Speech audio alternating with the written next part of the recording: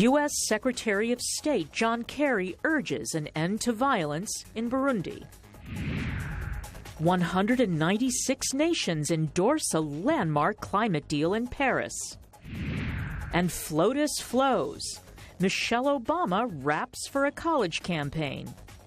Africa 54 starts right now. Good evening and welcome. I'm Vincent Makori. This is Africa 54. U.S. Secretary of State John Kerry is urging all parties in Burundi to stop violence and instead begin dialogue to end what has been months of unrest in the country. Secretary Kerry wrote on Twitter Sunday that the killing must end, including disproportionate response by security services. More than 80 people were killed Friday when armed attackers raided army facilities in Bujumbura. An army spokesman says among the dead were 8 security officers and scores of assailants.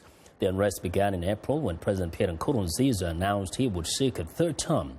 Since then, violence has killed more than 240 people and prompted 220,000 Burundians to flee the country. Nkurunziza was re-elected in July in a vote boycotted by the opposition. Washington-based humanitarian group Refugees International said Monday it is concerned about claims from Burundian refugees in Rwanda who said they have been recruited by armed groups in Burundi.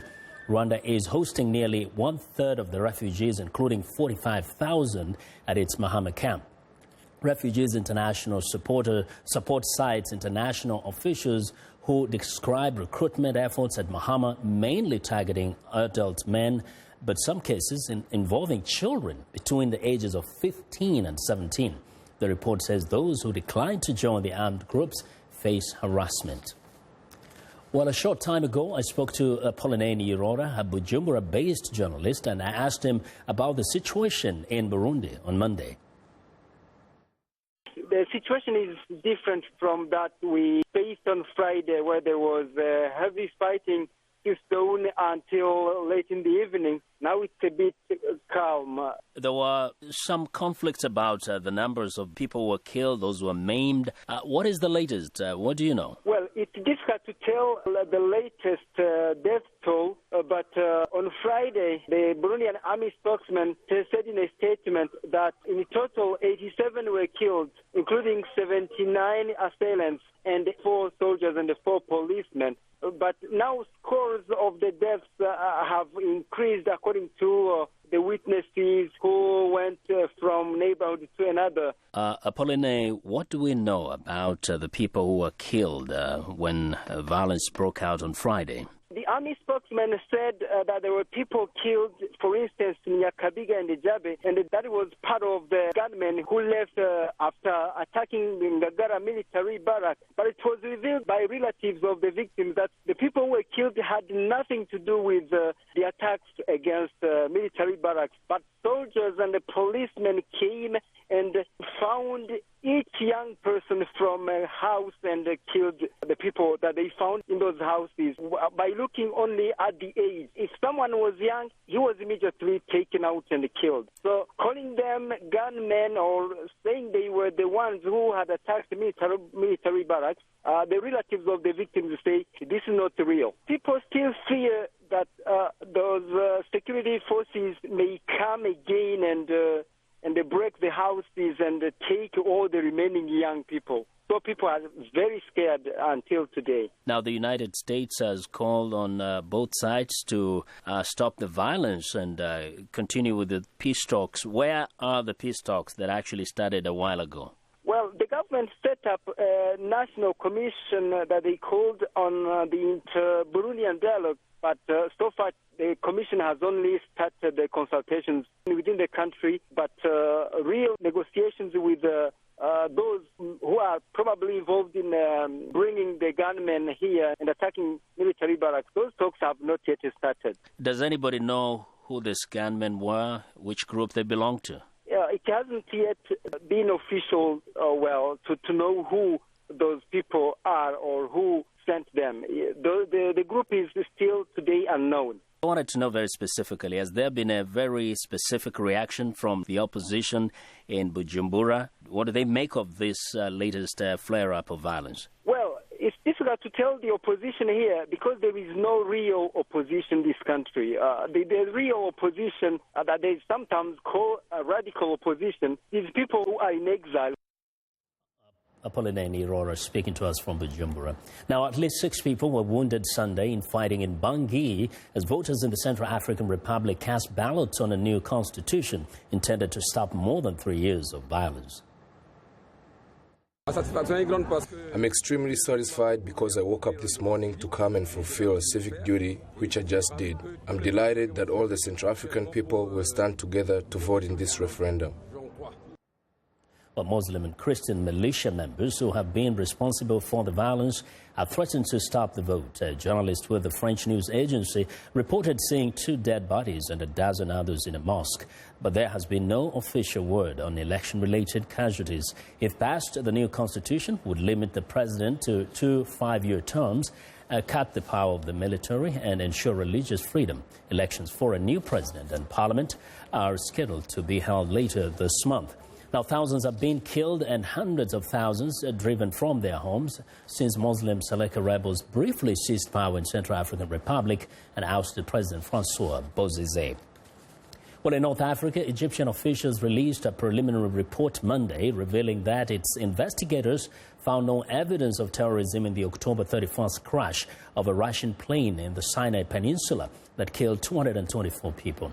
The Civil Aviation Ministry says the probe into what caused the crash is continuing, but so far there was nothing to indicate terrorism or some other illegal act. Russian and Western nations, including the United States, say an explosive device placed on board the Airbus plane brought it down. The Islamic State terrorist group said it downed the flight in retaliation for Russia's air campaign in Syria, which had begun in late September.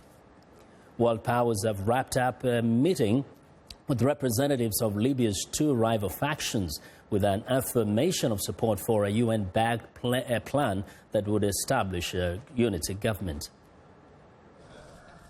The representatives of 17 countries and 4 world bodies held talks with Libyan officials in Rome on Sunday in a meeting chaired by Secretary of State John Kerry and his Italian counterpart Paolo Gentiloni. Kerry said it is time to break the deadlock and move forward for the future of Libya. We cannot allow the status quo in Libya to continue. It is dangerous for the viability of Libya. It is dangerous for Libyans. And now, because of the increased presence of Daesh purposefully migrating there, it is dangerous for everyone. Libya's 2 rival governments will sign the unity agreement in Morocco on Wednesday. UN envoy Martin Kobler said the deal would also be signed by Libyan political party leaders and other officials. Kobler said it is important to have critical mass because this agreement needs legitimacy. Now, there are those, of course, who still have concerns, who still oppose the agreement.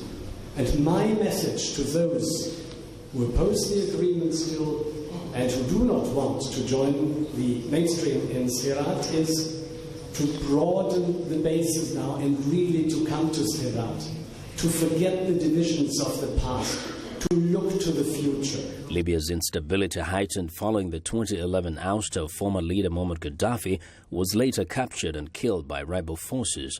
For more than a year, an internationally recognized government has operated out of the country's east, while Tripoli has been controlled by a militia alliance with Islamist support. The move to lend support to Libya to help it repair its frayed government comes at a time when there is growing international concern about Islamic State's presence in the country. A November report by a UN monitoring group said the terrorist organization had 2,000 to 3,000 fighters in Libya, about half of them in the coastal city of Sirte, which has been under Islamic State control. If both sides follow through with their commitment to sign the UN-backed agreement, work will begin on establishing a unity government based in Tripoli. Well, a 23-year-old man is under arrest in the U.S. state of California for allegedly setting fire to a mosque. Police arrested the suspect shortly after the fire at the Islamic Society of Coachella Valley in Southern California. He is facing multiple charges, including arson and hate crime. No one was hurt in the fire. The mosque was hit by gunfire last year. The mosque is in the same state where a radical Islamic couple killed 14 people and wounded 22 others in what investigators say is an act of terror. The couple was later killed by police during a gun battle. Well, several low-income settlements outside Nairobi are using a new community-based currency. The pesos are equal in value to the Kenyan shilling and can be spent in the community just like cash. Lenny Rovaga has more from Nairobi. Here in Kawangware, an informal settlement on the outskirts of Kenya's capital, students make their way to Safer Primary School. They pay their tuition with Gatina pesos. The school is one of several institutions that accepts the community currency. Teacher Josephine Ouma says the currency has made life easier. This currency works in a way that it circulates. So as a teacher, I get it from the parent, and I still take the same currency back to the parents to buy their goods. So it is a circulation process that I don't think there can be any scarcity. The NGO Grassroots Economics rolled out the currency here last year. The pesos are only valid here in Gatina village, part of the settlement. Community currency, as you know, is a legal tender that acts as a promissory note and works hand in hand with the national currency. So in the event a member has less of the national currency, they're free to supplement that with the community currency so as to get access to the goods and services they may need. The NGO has given pesos to about 500 locals. Each member must be vouched for by 4 business owners. The members then receive a maximum of 400 pesos, of which 200 are saved and pooled for community improvement projects. The rest they can spend like cash. But those 500 members are a fraction of the approximately 10,000 people living in Gatina village. There are some challenges with the currency, since there are a lot of people here who have not accepted its use, but I believe that once we educate them on it, they will accept it, since many more are joining as we continue to enlighten. The NGO says it started with a small number of members to make monitoring easier, but experts note that community currencies do have limitations. It prevents you from getting goods and services from outside the economy, the local economy, and that means that the exchange networks are often quite small. A second weakness is the organization. At the moment, a lot of community currencies are organized in a voluntary form, and often after a certain amount of time, the impetus runs out.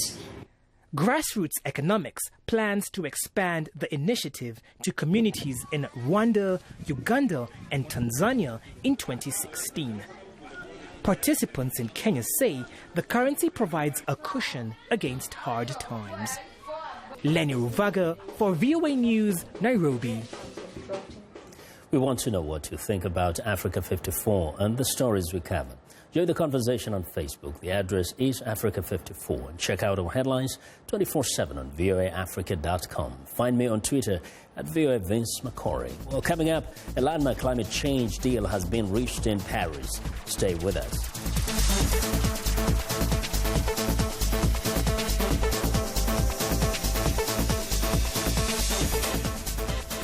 I am Sheikh Sali, host and senior editor of VOA's international call-in talk show, Straight Talk Africa. Today we'll examine the tobacco industry. We pretty much touch on anything that you can think of. Politics, health issues, human rights issues, you name it, we talk about it. The issues that we discuss are pertinent to most people on the African continent. A very, very rare and unique opportunity to interact with their leaders.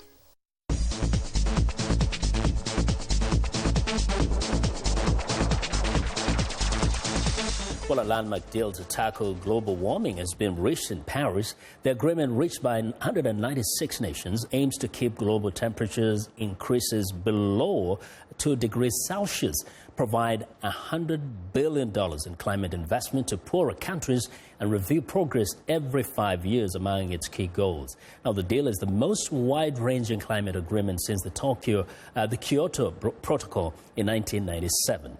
VOA Europe correspondent Luis Ramirez reports from Paris. I see the reaction is positive. I see no objections. The Paris Agreement is adopted.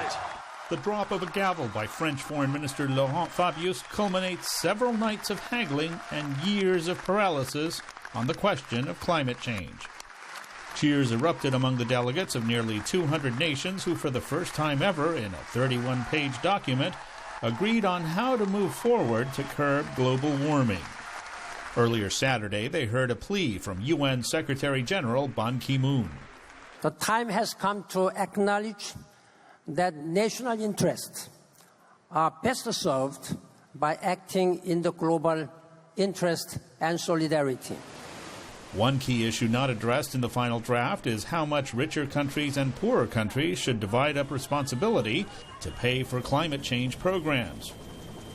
Giving the talks momentum was the presence of so many world leaders at the start, with the determination to take centralized, collective action. This is a turning point. That this is the moment we finally determined we would save our planet. Is the fact that our nations share a sense of urgency about this challenge and a growing realization that it is within our power to do something about it. Secretary of State John Kerry worked around the clock to make this agreement happen, announcing a pledge to double U.S. climate investment to about $800 million in the most vulnerable countries. The deal came despite opposition led by India, China, Saudi Arabia, and Malaysia. They argued that industrialized nations should shoulder more of the burden. These nations' economies are dependent on fossil fuels, and the transition to greener energy will be especially painful for them.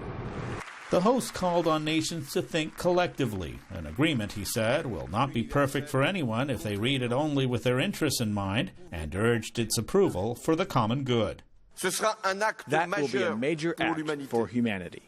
There was some reluctance from African nations, but in the end, they walked away with billions of dollars in pledges from France and others to fund green energy projects. It can never be perfect. It's a give-and-take situation in the negotiations, and indeed, what comes out of here, we'll know that some people may be happy about this, not happy about that, and so forth. But we are here.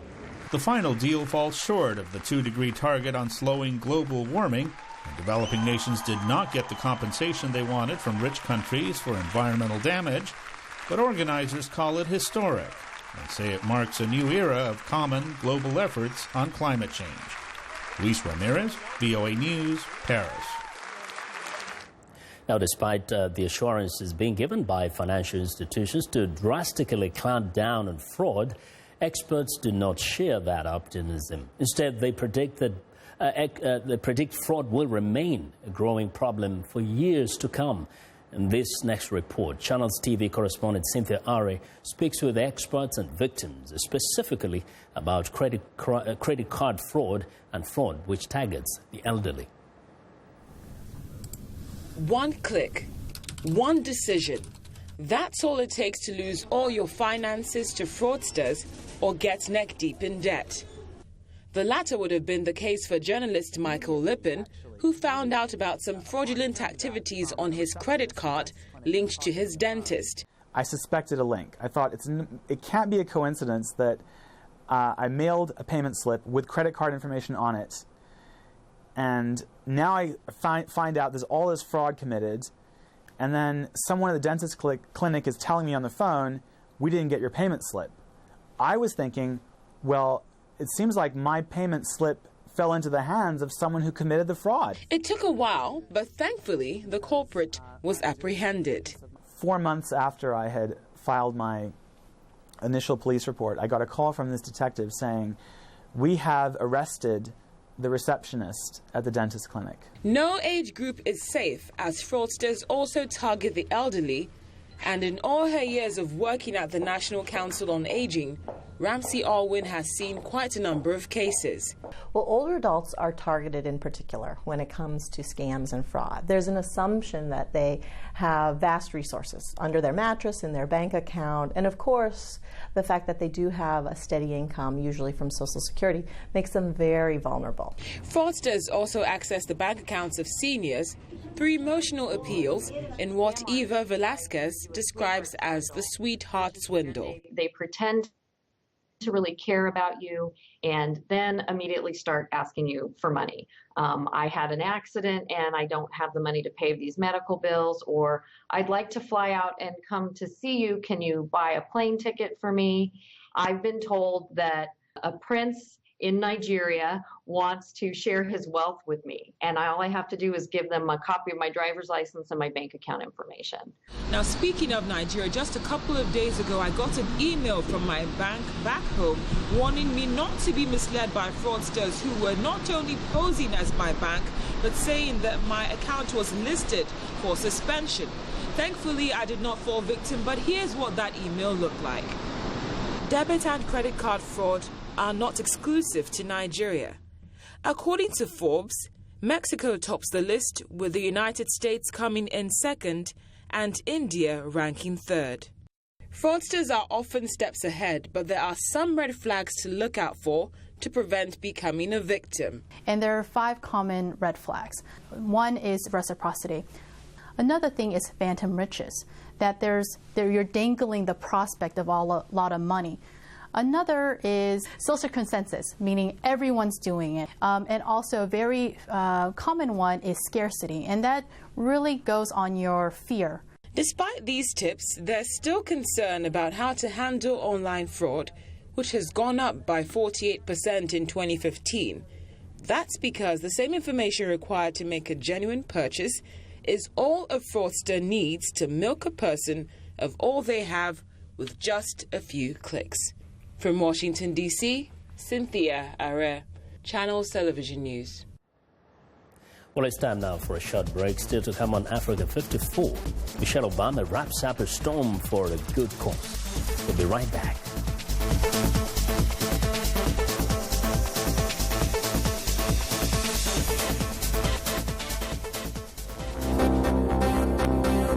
If you've just joined us, I'm Mariama Diallo, and here is a quick recap of today's headlines. In Egypt, investigators reportedly found no evidence that terrorists caused the October crash of a Russian jet. In Libya, world powers wrapped up a meeting with representatives of rival Libyan factions in support of a UN-backed plan that would create a unity government. In the Central African Republic, at least 6 people were wounded in fighting and gunfire Sunday as citizens voted in a referendum on a new constitution. Finally, in Burundi, U.S. Secretary of State John Kerry is encouraging parties to end violence and begin dialogue to end months of unrest. That's all for today. Thanks for watching. We'll see you next time.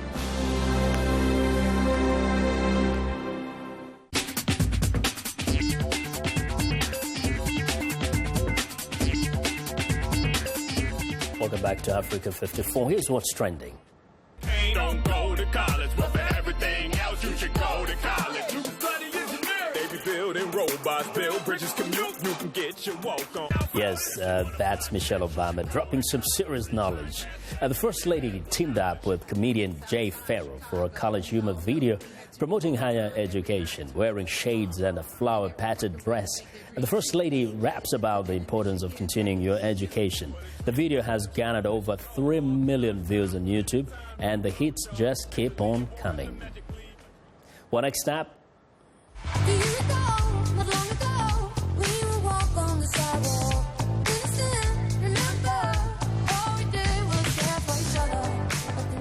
YouTube's annual release of its popular video, YouTube Rewind, has racked up over 46 million views and counting. The newest video, Now Watch Me, is a celebration of the videos, people, music, and moves that made 2015. This blast from the past compiled famous faces such as Zoila, PewDiePie, Miranda Sings, Taylor Oakley, and many more, while they recreate some of the hottest trends from the year.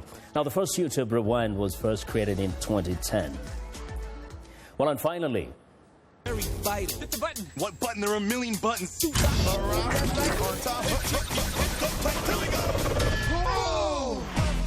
well, the Turtles reunite to take down a new enemy in a new trailer for Teenage Mutant Ninja Turtles Out of the Shadows. In the trailer, we get a look at the Turtles as they continue to protect their beloved city with a whole slew of new weapons, including That tricked-out band that we saw at the end of the first movie, Teenage Mutant Ninja Turtles, adopted a beloved cartoon series and did gangbusters at the box office. The film raked in about $191 million domestically and $302 million overseas.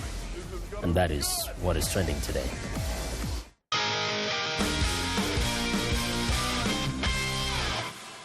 Well, it's time now for our Monday Sports Report, and here's Sunny Young with the sunny side of sports. Sunny, the streak is over for one NBA team, right? Yes, indeed, Vincent, and sporty seasonal greetings to our Africa 54 viewers.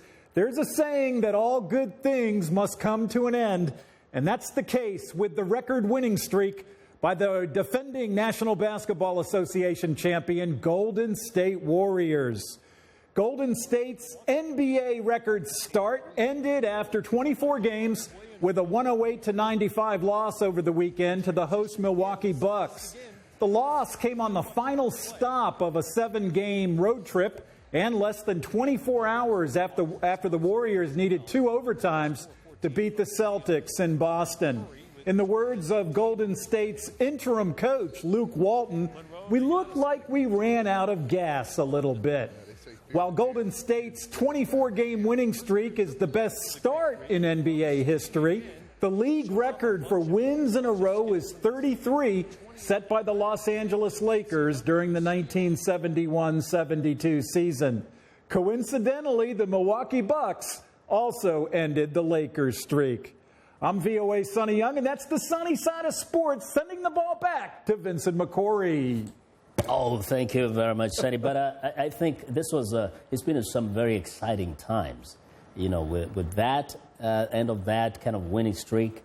But then it's about the time that the Lakers guy. Yeah, right now we got Kobe Bryant retiring this season in the NBA, but the Warriors are so much fun to watch, Vincent. Just an electrifying team. They put up a lot of points, and they're led by Stephen Curry, their sharpshooting guard and the reigning league most valuable player. Some kids are saying that is like one of the hottest guys right now in the NBA. Some say he might be the best player in basketball right now, even better than LeBron James. And he's not as tall as the other guys, right? Yeah, he's about your size, Vincent. About your size, but I think he can shoot the ball just a little better than you. That means there's hope. There's hope even for me, right? But yeah, the Warriors are a lot of fun. And they're definitely, they look like they're going to repeat as champions right now. Yeah. Thanks a lot, Sunny. And don't forget to join Sunny Yang here every Monday and Friday for the latest on sports. Well, and that's our show for today. Be sure to watch Africa 54 on our website at voaafrica.com. For more news, tune in to VOA's evening radio show, Africa News Tonight, at 1800 UTC and in the mornings. Today, Break Africa between 0300 and 0600 UTC, Monday through Friday. Thanks a lot for watching. From all of us in Washington, have a good night.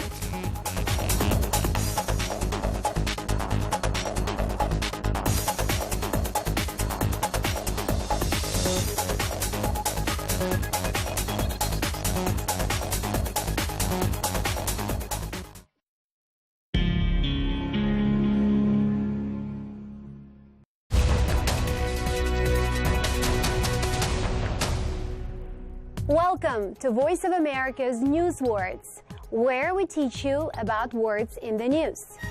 When the George W. Bush Presidential Library opened in Texas, all of the living U.S. presidents, past and present, gathered for the ceremony. One of the things that the Presidential Library's opening demonstrates, in many ways, is an end to the administration. This is really the last thing that he's going to do as president of this administration, of this group of people.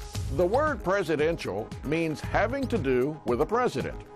Presidential libraries hold the official papers from a president's administration. Presidential elections are when voters choose a president, often a nation's top public official.